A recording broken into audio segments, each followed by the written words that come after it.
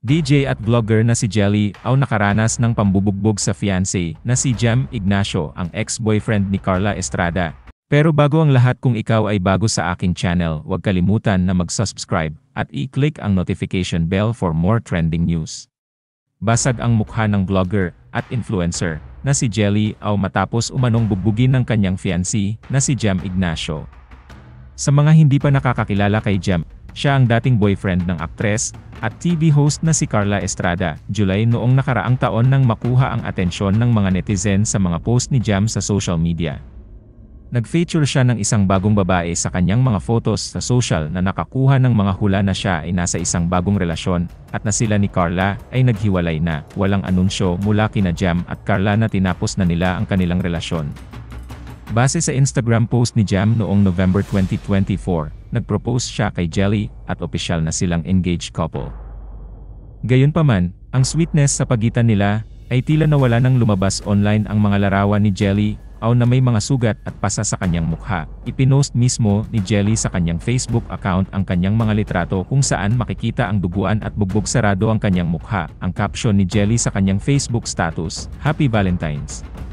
Tayo na mo Jam Ignacio, mapapatay mo ko, wala akong ginawang masama para ganituhin mo ko. Halos mamatay ako sa ginawa mo, papakulong kita."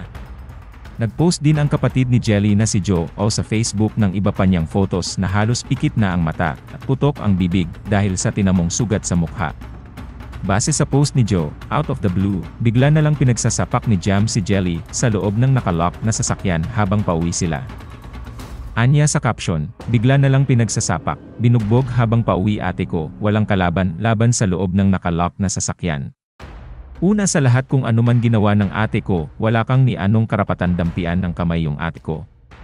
Ang kapal naman ng mukha mo Jam Ignacio, ni hindi makahingi ng tulong ate ko dahil kunuha mo yung cellphone, buti na lang hindi nabasa yung feed sa toll at nakasigaw yung ate ko pagbaba ng bintana at nakahingi ng tulong sa teller sa toll gate. Ngayon tinakbuhan mo yung mga pulis, wala kang awa. Demonyo, update po kay ate, magpapamedical na kami ngayon, hindi magre-report na sa pulis."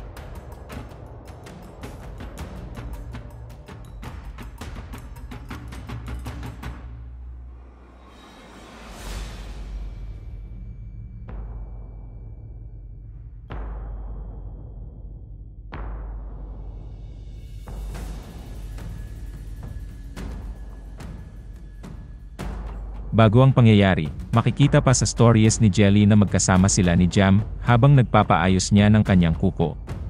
Mababasa sa caption na tila naiinip na si Jam, kakahintay kung kailan siya matatapos. Samantala, hindi pa tukoy ang tunay na rason ng pambubugbog.